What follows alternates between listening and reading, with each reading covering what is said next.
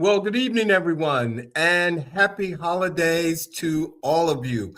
Welcome to a new live episode of He Said, He Said, He Said, a look at the world from a seasoned Black man's perspective, because one perspective just isn't enough. I hope everyone's doing well. Come on in, come on in, come on in, everybody. We have a great show lined up for you all tonight. Let me just say thank you to everybody who have reached out and asked me, who have been following the show for 4 years and saying, Alvin, where's your Christmas tree? I am not putting up a Christmas tree this year because for the first time in like many years, I am not going to be in my house. And so I thought I didn't want to decorate this year, but thank you all for asking that and making me feel good about missing my beautiful Christmas tree. And I did decorate outside. And a neighbor who I like was walking her dog, and she said, "Oh, I see you're putting up your Christmas decorations. Nice." And then she said, "Is that it?" I was like, it was like something that just comes to you and then go over your head. I was like, did she just read me? And I thought, bless her heart. I said, because I know she had well intentions and she really, liked the fact that I put up decorations. So anyway, again, happy holidays to you guys. And before we do anything else tonight, and before the conversation, before the laughter, I want us to take a moment and pause together.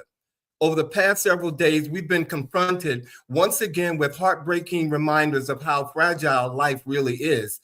Families and communities are grieving sudden acts of violence, trying to make sense of loss that never should have happened. And all of this is unfolding during a season that is meant to be filled with light, love, and togetherness.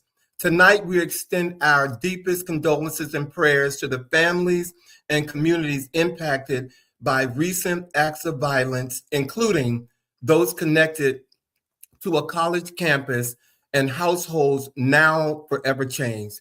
We also hold space for those still waiting for answers, healing, and peace. This season reminds us that gratitude is not something we practice only when life is good. It's something we hold on to when life is hard. Gratitude for one another, gratitude for breath, gratitude for the chance to gather, even when the world feels uncertain. And that reflection brings us to our show tonight. As we close out the year, we wanted a conversation that reflects not just achievement, but intention, not just success, but meaning. A conversation about leadership, legacy, and what it truly means to live with purpose. Our guest tonight is someone who embodies all of that. Reggie Van Lee is a global executive and trusted advisor who has spent more than 3 decades leading transformation at the highest levels of business. But beyond the boardroom, Reggie is also a steward of culture, the arts, and mentorship. Someone who understands that real leadership is measured by impact and not position. From corporate strategy to community legacy, from business leadership to cultural stewardship, Reggie represents what it means to lead with depth and intention. Tonight's conversation marks the renaissance of Reggie Van Lee, leadership, legacy, and living with purpose. And we are so honored to have him with us tonight. I'm really honored to have him with us tonight, and you all will feel that when we bring him on. And before I bring on my brother, Bobby, Sean will not be with us tonight, unfortunately, but we do expect him back very soon. So you all can click and say hi to Sean wherever he is. I'm sure he's watching the show. I want to take a moment to acknowledge a message that we received after last week's show on December 12th. A first-time viewer took the time to share how the show made him feel. And I'd like to read a portion of what he wrote. Dr. Ralston Cyril Watts said, stepping into the world of He Said, He Said, He Said live podcast for the first time was like walking through a door of a friend's house and instantly feeling at home. From the jump, there's a powerful sense of belonging. It feels like a judgment-free zone. If you're looking for a podcast that feels warm, validating, and like a genuine part of your community, this is it. Dr. Watts, I want to say thank you. I don't want to get choked up, but I was so humbled by your words. I wanted to share this with our viewers because it is voices like yours that inspire me and Bobby and Sean to do what we do. And so I really do appreciate you taking the time to do that. It really meant a lot. So family, again, welcome all of you to the show tonight. You know, I'm gonna holler at y'all in a few minutes. And you know, like I said, we have a great show and we're gonna close this year the way we want to, with purpose, with gratitude, and with heart. So if you all are ready, let's get on with the chat.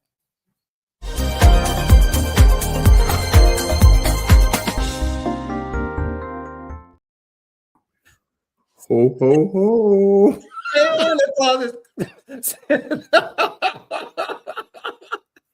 Hey. Good evening. Good evening. Good evening. Happy holidays. How you doing, man? Our holiday show. Our holiday show. Can you believe the year is up? Where did it go? Where did it go? Where did it go? Bobby, you're giving cuteness in that hat. You are giving cuteness like. Well, it's hot, so it's off. So there you have it. Last week was the bonnet. This week was the Santa hat. Okay. Exactly. So ready for the holiday show. Well, let's say hi to some of these folks that are coming in here because because we know we can't do it without them. Monica Absolutely. Pleasant, Merry Christmas to you. Let me see. Dion Thomas is here. Diana Thomas. Diana across the street. Diana, thank you for being here tonight. Michelle Bowie is here. Maurice Scott is here. Happy holidays to you, Maurice. My magical voice man. Let me see. Thank you all for joining us tonight. Again, we have a great show. Great show. Bobby, how was your week? Real quick, let me ask you, how was your week? Well, you know, I am ecstatic because as an educator, you know, we work right through pretty much close to. So my winter break actually began at the close of business today. So I am very happy. I'm excited to be on my first Christmas back in my house, you know, after having the renovation and all that done. So I'm excited. Very, very great. I'm tired, but I'm happy to be on break. Well, and I've had a busy week, and but I'm here. I've been excited about this show. Ladies and gentlemen, I've been trying to do this show for 5 years. Not exaggerating. We're interviewing. You've been doing the show for all those years, but this show with our special guest tonight. But you know, ladies and gentlemen, in our true new fashion, for our chat, we have a topic that we want you to weigh in on, one that is near and dear to our heart right now. And the topic for tonight is "Don't Hijack My Post: Trolls, Pirates, and the Battle for Narrative." So let me start with this, first of all, Bobby. Not every thought needs to be typed, and not every post you see is an invitation to audition for the comment section. So somewhere along the way, social media convinced people that appearing on your timeline means they're entitled to your time, your explanation, and a full debate you never signed up for. Exactly. You post something personal, Bobby, thoughtful and mildly observant, and here comes the trolls and the narrative pirates, not responding to what you said, but remixing it, you know, in their own TED Talk world. Okay. And, you know, for us, that's not a disagreement. That's an interruption. That's the digital version of walking into your living room, Bobby, someone moving the couch and then asking why everybody's acting weird. You know, it's like that. So tonight, we're talking about why people hijack conversations that weren't meant for them, and how to decide when to engage, when to disengage, and when to protect your peace, because just because someone has an opinion doesn't mean they get a microphone. So I'm going to turn it over to my brother, because I know you got a lot to say on this topic. Well, both Alvin and I are very active on social media. So we are not short on offering our perspective around certain things that are important to us and taking stands around certain things. And so with that, you will sometimes get people who feel that, one, they know you because they are connected to you, or something you post pops up on their feed. But there's a level of familiarity that some people take around responding to things that can be off-putting, you know. And I'm thinking to myself, like, my friends wouldn't even respond to me in that way. So, you know, but you know, when we were discussing this as a possibility for the chat, and while I'm speaking about that, I do want to ask Norman, could you put up that prompt that for our viewers? Thank you. I forgot to mention that, you know, because of course we are counting on you guys as with the new format of the chat to chime in with our format, with our prompt there. But you know, I've also learned that, you know, not every call requires a response, and so we have to pick and choose what we're actually going to engage with, because the technology that people are engaging right now really kind of gives them this sense of entitlement to be able to respond to you in a way that, you know, someone who's just kind of casually knowing you or does not know you fully, doesn't understand who you are completely, shouldn't be doing. So, you know, there are times that, you know, people will say things, and as our guest was mentioning to us earlier, sometimes the silence is the response. Like, I'm not, your comment is not even worth my energy at this point. Right. It's called protecting your peace. Protecting your peace. Absolutely. Protecting your peace. And you know, you said the word, you know, feel entitled to write on your post just because it showed up on their feed. Well, you know, I think Facebook, first of all, has distorted people's minds that make them believe that, Bobby, you're really their friend, and you're not. You know what I'm saying? You're not the Facebook friends. It's made up. You know what I'm saying? Right. And people have taken that to a whole other level.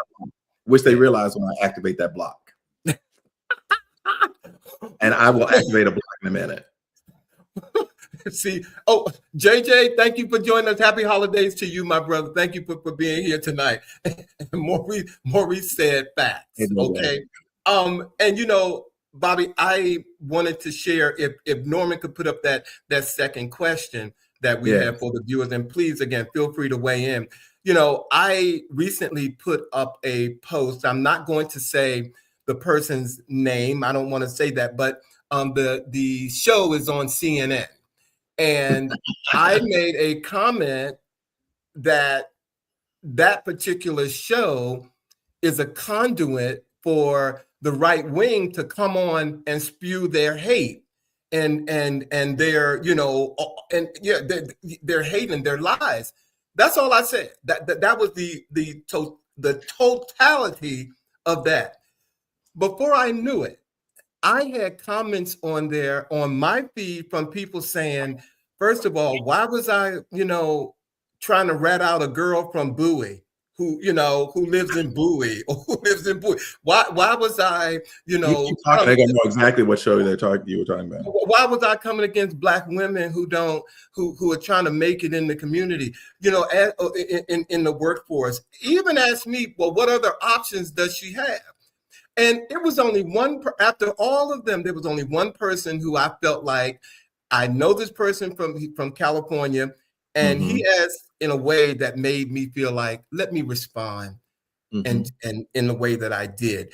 But that post is really what triggered me to say, Bobby, can we talk about this tonight? Because at the end of the day, it's really about protecting our peace. People don't know us, and they, you know, don't know half the people that they get on there and post. But, you know, the trolls and the social media pirates, they live.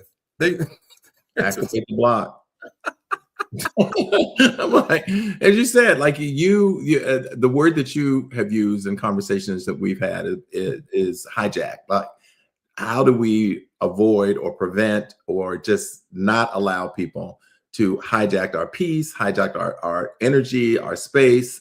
And what we've also come to realize is there are opportunities for some people who don't have fulfilled lives to always want to kind of pick at something to try to get something going, to try to aggravate you and to get you engaged that way. And if nothing else has, you know, getting past that 6-0 age, if I've learned nothing else, it's like you pick and choose what you want to engage in. I mean, like, don't forget the bots that hijack the post, said Maurice. what is the bots? I'm the Russian bot by a Russian. Those bots. I want to know, you all might have to educate me because I don't know what a Russian bot is. I was like, did Bobby put on another hat tonight when we came on? I wasn't sure. You don't have a Russian hat, do you? I do not. And I'm not a bot. I'm an actual you're not a bot. Robot. Is that short for robot? It's a tech person. It's technology. It's AI of sorts. Oh, AI. Okay. Not A1, not stakes off. AI. Well, to close, ladies and gentlemen, on this topic, and thank you all some of you for weighing in. Just because someone has an opinion doesn't mean they get a seat at your table. Okay, that is really the closing remarks there. And if you don't know where the delete button is on on your feed, please find it because it is a very useful tool. Troy says, one of the last comments from Troy was mentioning that there are whole farms of people that their whole job is to just drum up controversy. I agree, to keep it going. Now see, I'm so naive. I thought someone actually took the time to do it because here's real story. I was at the gym last Saturday after I posted that thing about CNN. One of the individuals on my feed, I don't care if they watch the show or not, but they walked past me, looked at me in my eye, and didn't speak. But then go wherever to their phone or home and send me this, post that says, you shouldn't be so critical of Black women and all this stuff. I was like, damn, you didn't even speak to me when you looked me right in the eye and kept walking at the gym. But sometimes you just have to take the good with the bad and keep moving. And that's what we're going to do right now as we get ready to invite our guests. We're flipping our hair back. Let's do that. Bobby, it's so good to see you. I'm going to stop playing with you tonight. All right. All right. Are we ready to introduce our we are more than ready. guests? You said we can do this for a while. So. Oh my God. Okay, ladies and gentlemen, for those of you who missed, my introduction earlier, I got a short one here. Tonight, we are joined by a leader whose influence spans global boardrooms and cultural institutions. Reggie Van Lee is an executive partner and managing director at AlixPartners with more than 3 decades advising corporations and boards through transformation. He previously served as Chief Transformation Officer at the Carlyle Group and retired as an Executive Vice President at Booz, Allen & Hamilton. Beyond business, he serves as the chair of the DC Commission on the Arts and Humanities and co-founded the Black Theater Coalition. And on a personal note, Reggie has been someone that I have known for nearly 30 years and have admired, and he has lived up to every word, everything, and every part of this interview that we're going to have with him tonight. So without sharing another moment without him, ladies and gentlemen, please welcome him to the He Said live stage, Reggie Van Lee. Wow, what an introduction. If only some of it were true. At least this much. Only some of it. No, I'm delighted to be here. I've been waiting 5 years to be invited, so here I am. Wow. Reggie, don't make my heart move, make my jacket move. But thank you for being here tonight. I promise you. And ladies and gentlemen, his schedule is tight, but we're gonna get through our questions with him, and I know you all are going to enjoy them. So I'm gonna kick them off, Reggie. First of all, our viewers like to know personal stuff. I ain't gonna give them the personal stuff. Like I said, I've been knowing you for years. I ain't gonna tell them that, but I'm not gonna do that. But Reggie, you have lived and worked at the highest levels of business and culture, as I've said, but it's all started at your home in Houston, Texas. So my question to you is, what do you carry with you from your home in Houston into every room that you enter? I think I live by 2 things, and I think this is something I've carried with me always. First, I live in joy, and I live in gratitude. I was happy and lucky enough and blessed enough to grow up in a house where there was always joy, there was always energy, but there was always a requirement that you are thankful for what you have. So not just long for that which you don't have and be, vengeful over it, but rather to really have gratitude around what you do. So this is something and sometimes you have to remind yourself to have joy and gratitude, especially in these environments we're in now. but I live in joy and gratitude. Thank you, Reggie. Absolutely. Thank Now, you. continuing on that thread of your upbringing and growing up, am I correct? It's one of 5 children, yes? 5 children, 4 daughters, and then me. You're the youngest? I'm the youngest and only boy. Only boy. Some people say I was spoiled. I say I was abused. Oh my Growing God. up with 4 older sisters can be a challenge. With my It can be a challenge, but I'm going to guess that it also impacted you in some extraordinary ways, which leads to my question is, how did that dynamic, your lineup being the only guy, the youngest, and growing up with these 4 sisters, how did it really, or did it impact your sense of confidence, your sense of respect, humility? Like, what was the impact on you as the youngest, only boy growing up with these 4 sisters? Well, a couple of things. One, I have great respect for women and will always have respect for women and always hold them the highest esteem and treat them in a way that's appropriate for that. I learned that from my mother. I learned that from my grandmother, my aunts, and from my sisters. The other thing is my sisters were amazing people, smart, valedictorians from high school. And so the notion of I had to achieve, I had to step up was always there. I had to carry myself a certain way. I needed to do well in school. I needed to be studious. And that's something that not just my parents, but my sisters put on me. And seeing my sisters achieve, really moved me to want to achieve as well. So to that also, Reggie, I read, speaking of your parents emphasized education, and you said, and support over pressure. How did that safety net change you, change your approach? How did that?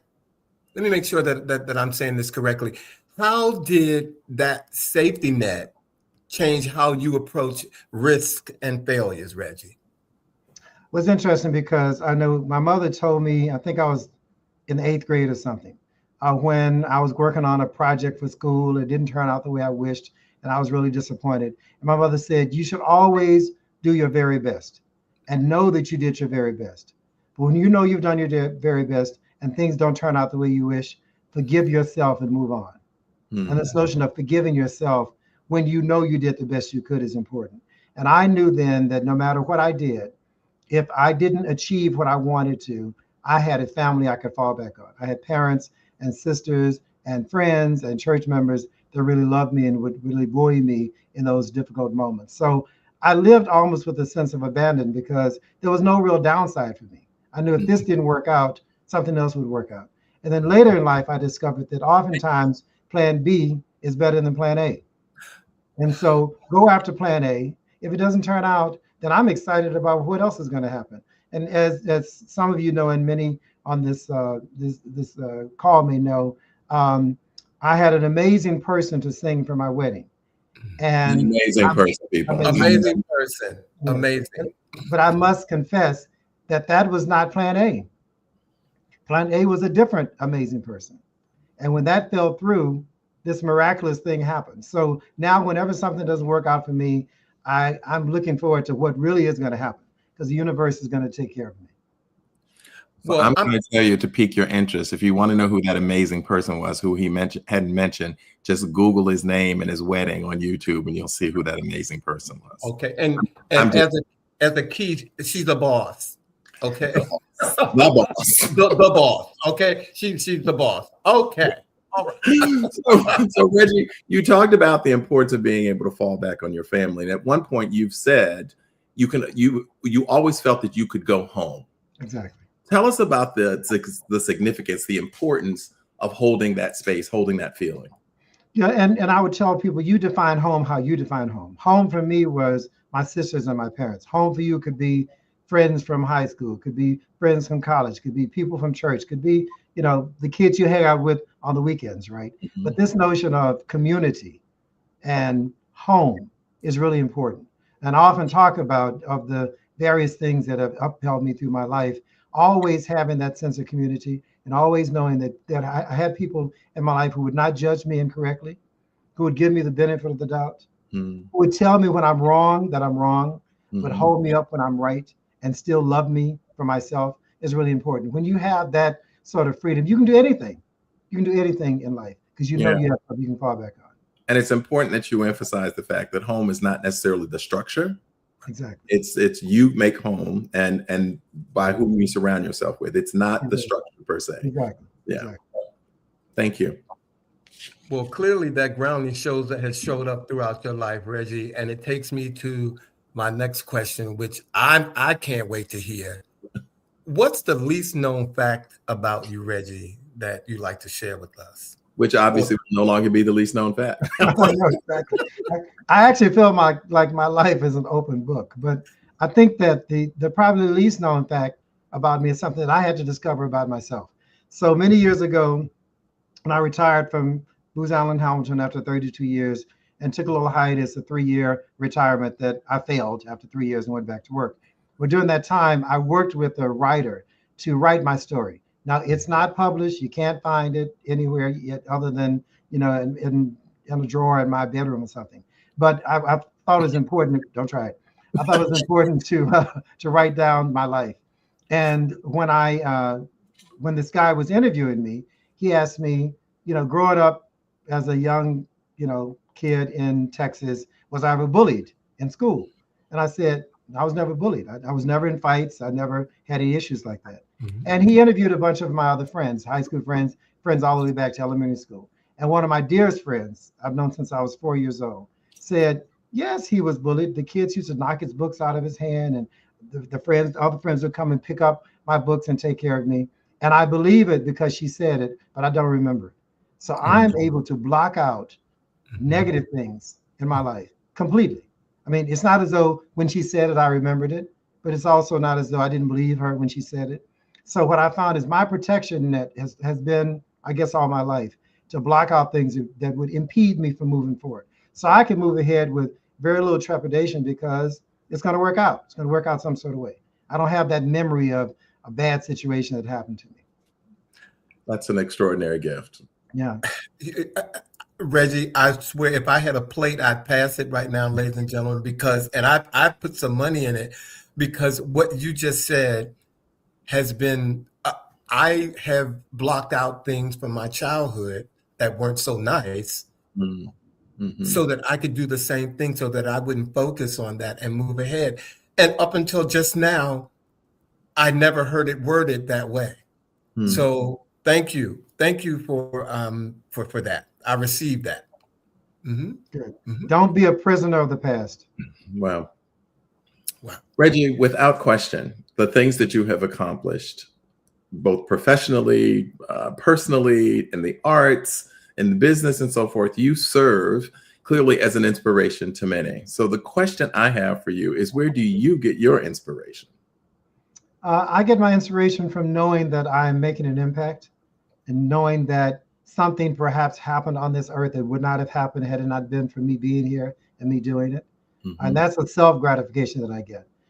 But it comes back to me. I mean, this notion of you put things out in the world and they come back to you triple fold, both good and bad. Mm-hmm. I've had people to come to me and say, you don't know me, but I heard you speak at such and such a place 20 years ago and it changed my life. I'm like, wow, it changed your life. I mean, that's sort of amazing to me. So I understand the power of words. I understand the power of engaging with people and connection with people and giving people time and energy. And when it comes back in that positive way, that's what really keeps me going. And there are many days when I feel like I'm wasting my time and wasting my energy. But just in time, somebody comes to me and they let me know that my presence on this earth has made a difference and that I should keep doing what I've done. And is that something that kind of happened over time? You know, in their early years, was the inspiration that clear? Is that an evolution that allowed you to evolve to this place of understanding, or had you always really kind of been that way? No, I think in the early years, I so loved and worshiped my parents, and I so wanted them to be proud of me. Yes. And so I did things to make my parents proud of me. And what I found was my parents were just placeholders for the universe. And I want to do things to make the universe proud of me.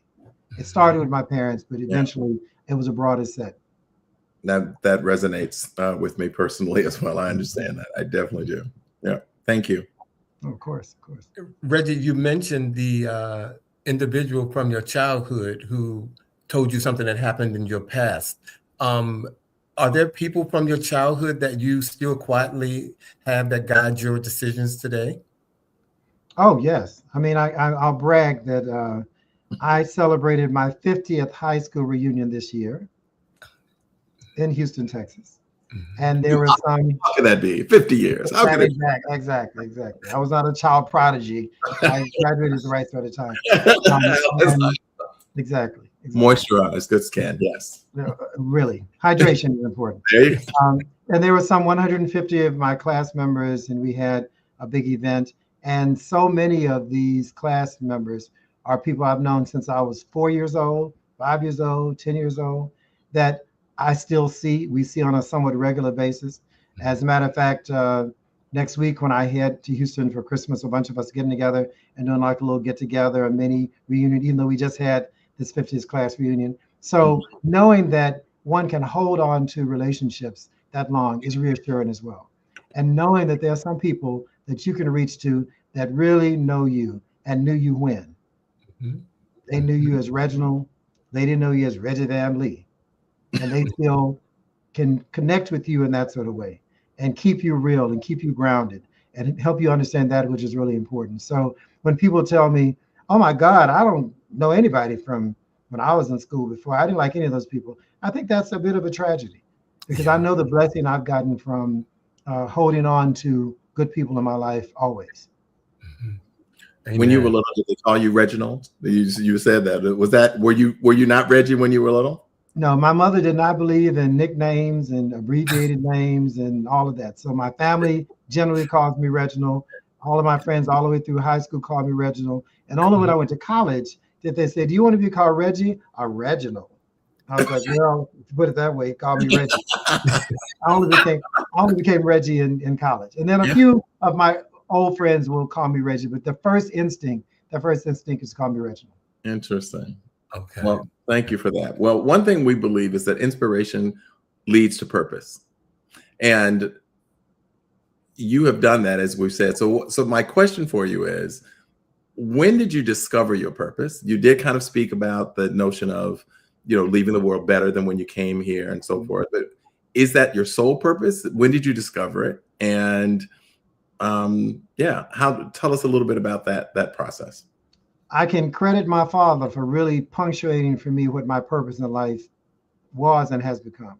Mm-hmm. When I was one of 2 senior Black partners at Booz Hamilton, and in these rooms where important decisions are made about people's career and their compensation and all of that, I was a kid that talked to my parents every day. From the day I left Texas at 17 to go to college until the day my parents died, I talked to them almost every day. That's beautiful. And at some point I would complain about, I'm in this room with all these people that don't look like me, that don't want to do the things I want to do, but I have to go through all this. And though it's a privilege to be in those rooms, it's also quite lonely in those rooms. And sometimes it's no fun being in those rooms. Yep. And my father said something to me I'll never forget. He said, it may be lonely at the top, but it's crowded at the bottom. Ooh. Okay, can you say that one more time? He said it may be lonely at the top, but it's crowded at the bottom. But he went further to say, so maybe God intended for you to get into that room to get others into the room. Amen. So my goal in life is to get into those rooms that some people say I don't belong to be in. Yeah. I not only open the door, but I pull into the room other people who deserve to be in that room. And that's why I sort of stepped out of retirement, because I felt in retirement I didn't have an opportunity to be helpful to other people, to mentor people, to help people in their careers, to help the world, to be to continue to be philanthropic if I had sort of retreated to a life of retirement. So my goal in life is always to achieve those things that others say people like us should not achieve, and then to help others to achieve as well. Amen. Well, first of all, happy holidays, everybody. If you're just tuning in, we have the incredible Reggie Van Lee with us tonight, ladies and gentlemen. And I want to get to some of these viewers' comments, and then we can continue our interview. Maurice Scott said, no better way than to end the year with an interview with Reggie Van Lee. Amen, amen, amen. Troy obviously knows about your wedding. He said the wedding of the century. And amen. Maurice have commended you on just how you just touched some of us with your words tonight, clearly. Michelle Sims, welcome to the show tonight, my sister. Thank you for being with us on this windy night in Washington, D.C. And Trinity says, everything Reggie Van Lee has said is true. I was the classmate of one of his older sisters who was the valedictorian of my high school class. My family and his family were close. Dewey Brigham. Dewey Brigham, yes. And so the person I met at 4 years old that I was telling you about, who helped me understand that I can block out bad things, is Dewey's sister, Delanise Brigham. There you have it. Okay. And there you have it. So, Reggie, continuing this conversation on purpose, did your sense of purpose arrive all at once, or did it reveal itself in various stages? Yeah, it evolved over time. I mean, initially, my purpose in life was to make enough money to really, like most other folks, look after my parents. And I had this vision I saw in a magazine once of this white woman in this beautiful evening gown. And so I was determined I'm going to get my mother into one of those evening gowns. And I got to that goal of being able to be helpful to my parents much sooner than I thought I would. So then I said, what's the next thing? So the next thing was to achieve a certain position in my company. And I got to that sooner than I thought. So what's the next thing? So each time I figured out what additional platform can I get on that would allow me to spread and deepen my impact on the world. And so now it really is this notion of opening doors for others, getting into rooms that the standard folks would say we should not be in, and getting other people in the room. But it didn't start with that. It started with a monetary and a taking care of my parents goal that has just evolved over time. That's really interesting, and it speaks to the fact that, you know, your upbringing had such a profound impact on who you are. You talked about your parents and their expectations for you and how they inspired you and supported you and affirmed you. Were there other aspects of your upbringing that prepared you to be ready for purpose when it showed up? Yeah, I mean, I've always been a religious person. We were tried and true United Methodists, and that was always important to me. So still, I go to church on a regular basis. I not only sang in my choir at church, I directed the youth choir in church. And then, believe it or not, this is another fact that only my MIT friends know about. I was the director of the MIT gospel choir when I was at MIT. Who knew MIT had a gospel choir? Exactly. That's what people say. All those scientific minds up there and they're singing gospel too. Well, you know, that was their outlet. So thank God you were there for them, okay? Exactly. That was their outlet. It's like, so part of what has propelled me through life really is this notion of my relationship with the higher being, my relationship with God. And I'm not overly religious. I'm not, crazy. I'm not evangelical. I'm not a fundamentalist. But I do think that having that conversation, to have that relationship with the higher being is important to me. And if you will allow me, I often have talked about this before, about what has propelled me through life, or what I call my 4 C's, the letter C. The first C is courage, because the world will constantly tell you what you cannot do. And in some cases, you just have to step out on courage and do that which people told you couldn't do.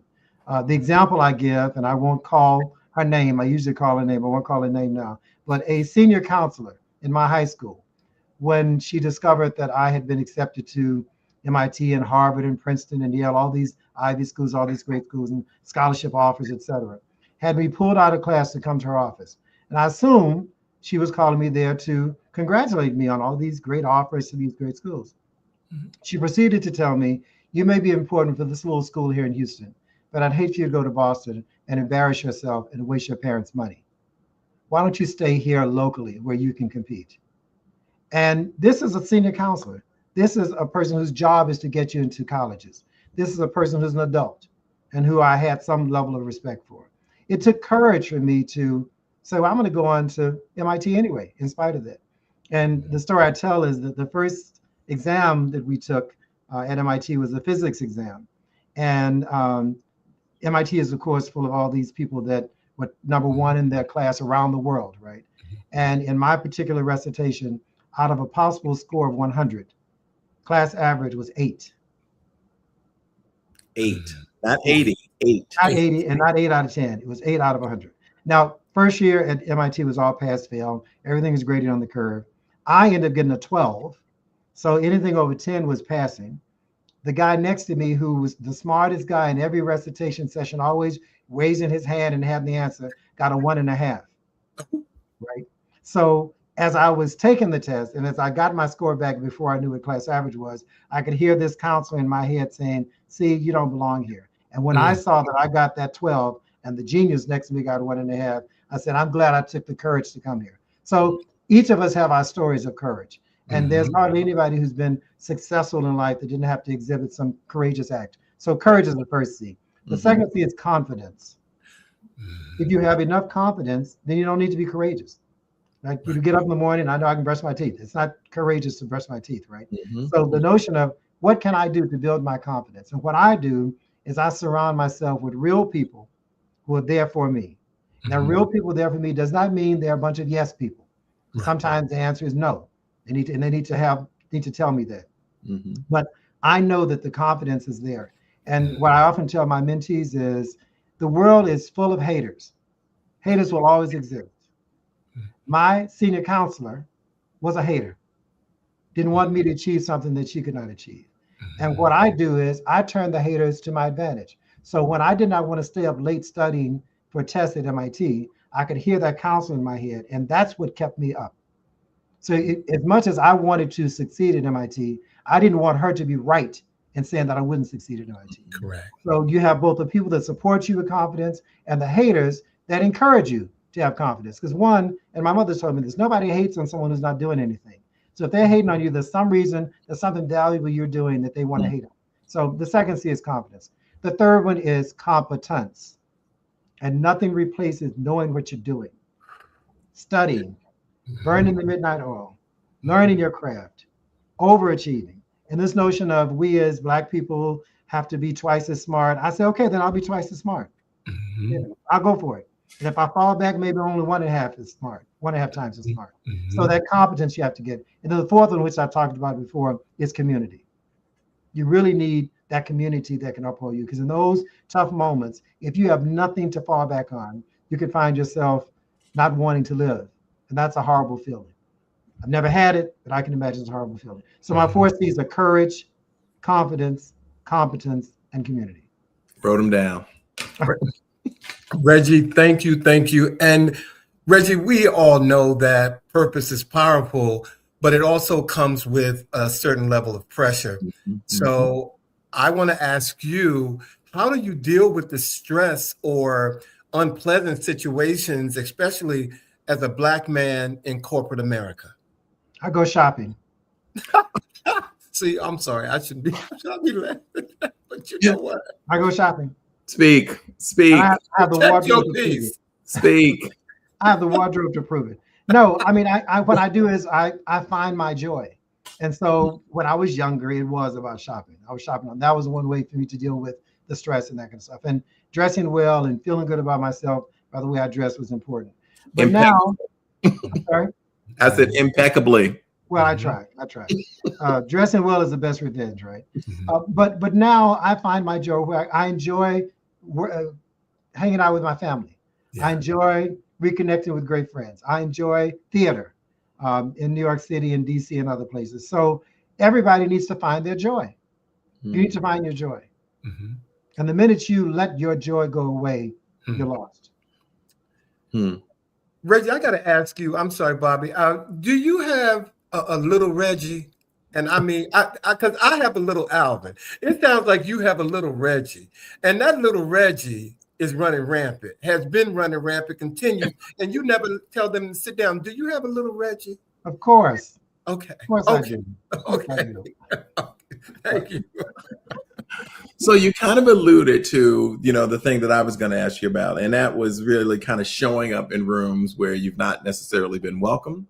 And in those rooms, you have not only been in those rooms, you've been one of the leaders in those rooms and dealing with resistance and still been transformational in that. So in those spaces, and you talked about shopping when you're outside of those spaces, how do you stay centered in the midst of the resistance?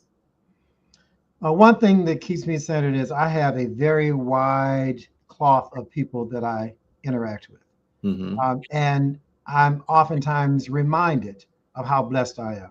Mm-hmm. I'm oftentimes reminded of the gratitude I should have, right? Mm-hmm. And I also know that if you don't show gratitude, the universe has a way of taking that thing away from you that Mm-hmm. you're not really appreciating as you should, right? Believe it. So that's just, and it's a constant thing. It's a constant thing. And I've gone through times in my life when I didn't understand why things are going that way, and it's unhappy, and why are people so mean, and why are people so nasty, and what did I do? This person doesn't even know me. Why are they against me? And I've learned that's their problem. That's not my problem. Yeah. Not to deal with it somehow, but that's their problem. And oftentimes those are people in pain themselves.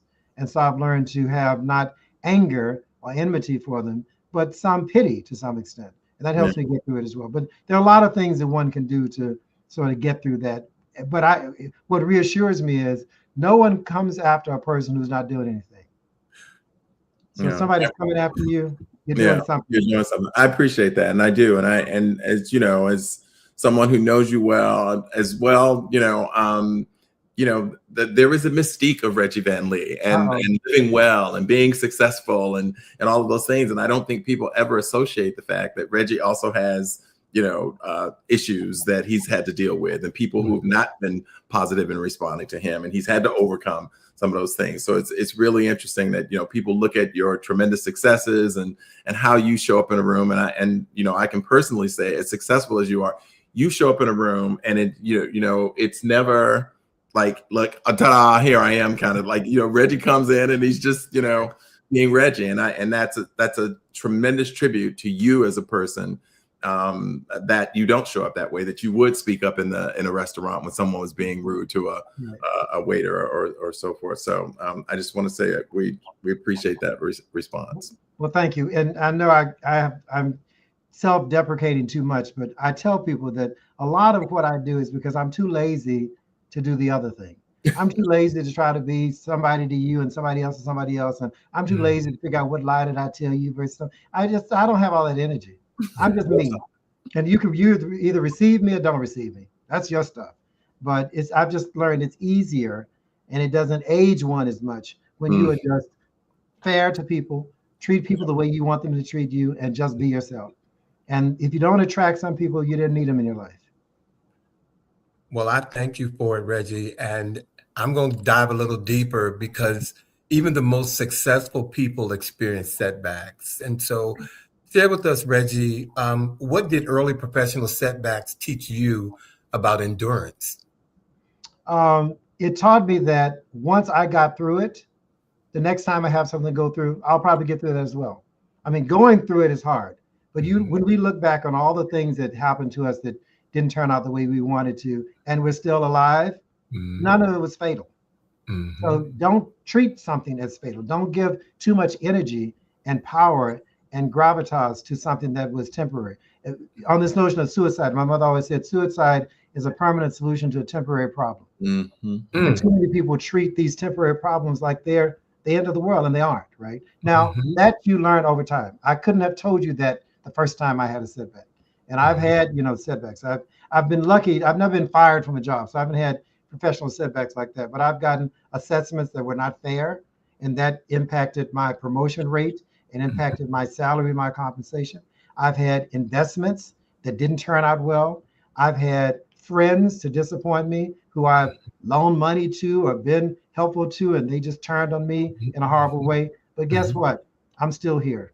Still standing. And Amen. some of them aren't here, or certainly aren't here in a good position. So I've learned that what you put out in the universe does come back to you. And so when someone thinks they're taking advantage of me and think they're doing some harm to me, they don't realize the harm they're doing to themselves. Now, I'm fine. I'm still here. That leads me to my question, of course, in terms of some of those setbacks and so forth. And you've spoken to it to some degree, but it could have easily been situations that harden you as a person. Like what has kept you from becoming hard as a result from some of those setbacks? Well, one is because I'm not going to let them win. I'm not going to let them take my joy, take my spirit, make me angry. Because angry people are not happy people. Yeah. I'm not happy.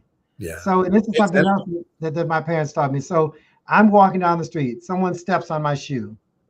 and they move on in their life. All day I'm mad about them stepping on a shoe. They've gone on with their life. They don't even realize I exist, right? So whatever I need to do to make me, if I need to chase them and step on this shoe to feel better, whatever, or just let it go, let it go. So I've learned, and this is not to say I've not had issues and unhappy moments and stuff, but they don't last very long because I just won't do that. I mean, I'll give an example.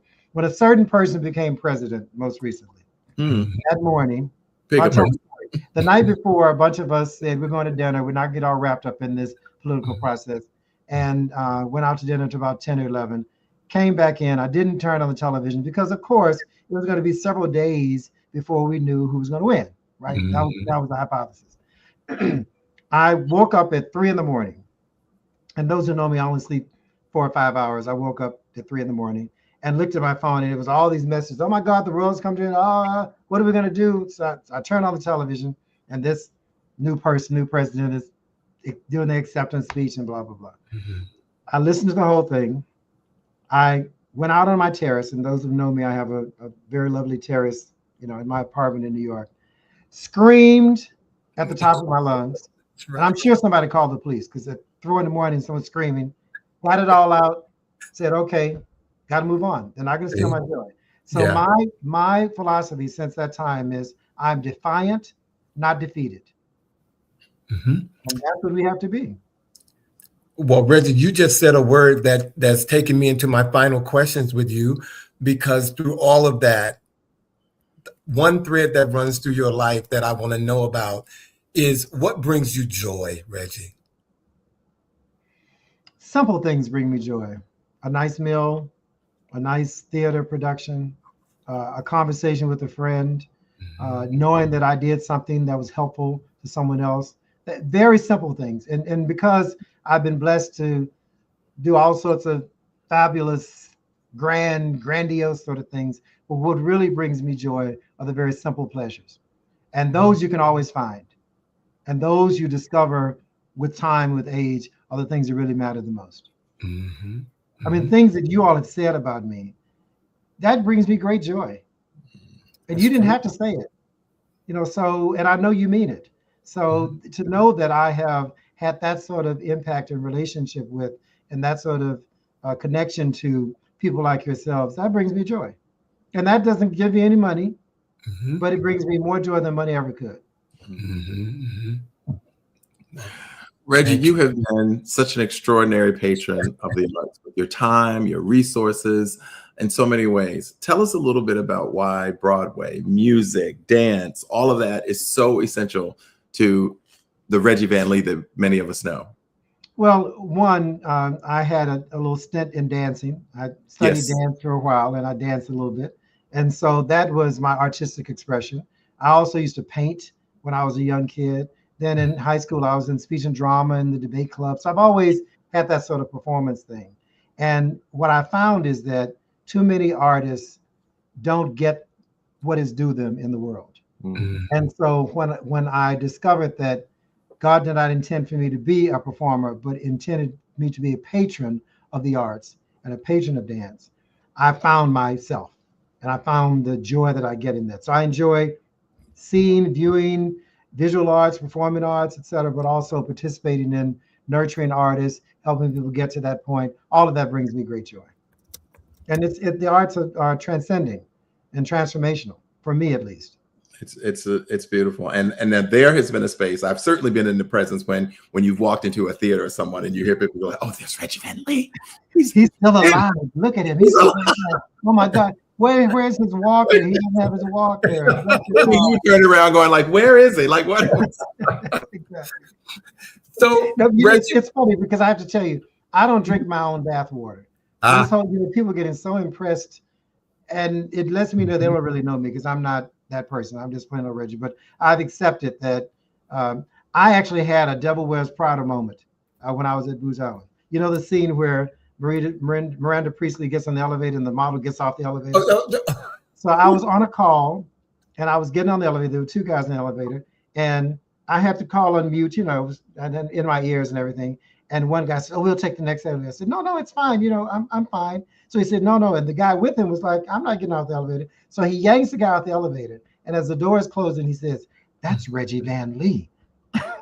Like, Like, you can't be able to elevate with him. So for the record, anybody listening, I'm not that person. He's not. I'm not Miranda Priestley. I try to dress like her, but I'm not Miranda Priestley. He is not. I wasn't gonna say anything. No better words are spoken that are true. Okay. He is about as humble as they come. And I don't mean to talk about you in third party. But Okay. Reg, when young leaders look at your journey, what do you hope they understand that resumes don't show? That a life lived in joy and gratitude, in treating the world the way you want to be treated, in recognizing that there is a plan for you, no matter what you think your plan for you is, and finding a way to embrace that and make the most of it. I mean, capitalize on it, but to not feel like you have to go down a certain path and feel less than when you look at the guy over there that seems to be doing better and the woman over there seems to be doing better. You don't know what they're going through. You don't know what it took for them to get there. So, as I said, be yourself because everybody else is taken. Amen. Amen.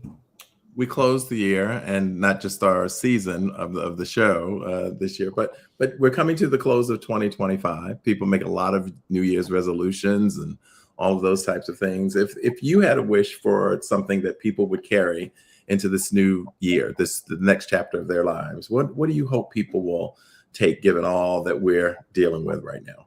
It's what I said: live in joy and gratitude. Find a way to find your joy. And find a way to recognize that for which you should be grateful and be grateful for it. Yeah, and the rest will take care of itself. Ladies and gentlemen, I don't know about you all, but I don't want him to go. Okay, but we have reached the end of a 5-year stint of trying and hoping that I could get on your calendar and have you on. He said live. Reggie Van Lee, you touched me over 30 years ago, and you have touched me tonight. This is that means a lot to me. Thank you so much. Well, it is true, and you did it all yourself. But thank you so much for coming here tonight. And you know what, ladies and gentlemen, we're going to try something different before we let Reggie go. I'm going to tell you all, Reggie can stay here while I let you all know. Friday, December the 26th, and January 2nd, 2026, we will air previously recorded episodes. We will be on holiday, ladies and gentlemen. I know we just came back, but we got to finding our joy. You know, this Christmas just came up. You know, it just came up. But we will be back live again in January on the 9th, and we will have a special guest with us in our Manage Your Health series. Our special guest, Aaron Footman III. He's a licensed clinical professional counselor and the CEO of his company, Bring Out the Joy Counseling Services. He will be with us when we come back in January. And rather than give you the words of the week, ladies and gentlemen, I want to leave this with you because Reggie has inspired me to do so. As we close this holiday show, we're reminded that leadership isn't just about the rooms you're invited into. It's about what you leave behind once you've been there. Tonight, Reggie Van Lee reminded us that purpose is not a moment, it's a practice. That legacy is not a title, it's a responsibility. And that living well means staying grounded in family, in faith, in service, and in joy. In a world obsessed with speed, Reggie models substance. In a culture that rewards noise, he demonstrates impact.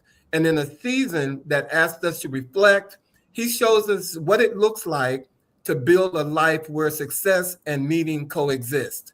This has been more than a conversation, ladies and gentlemen. It's been a masterclass in living with intention.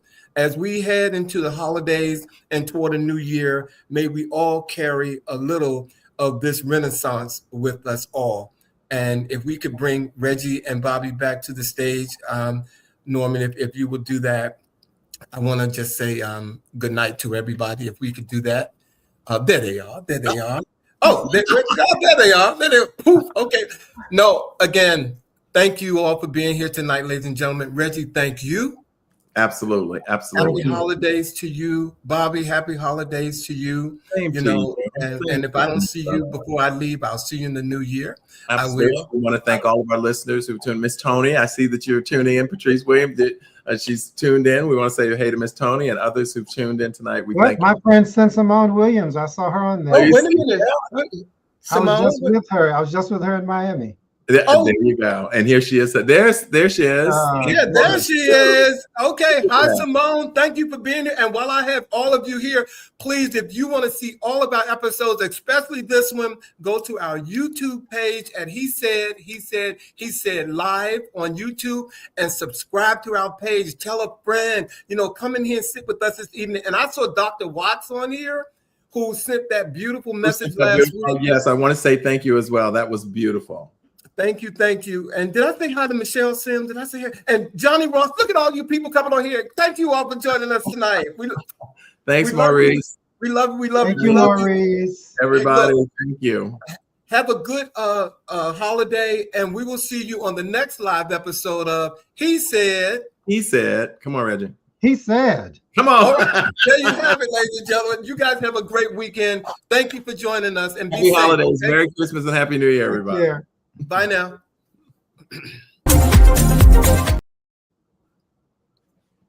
Here we are again.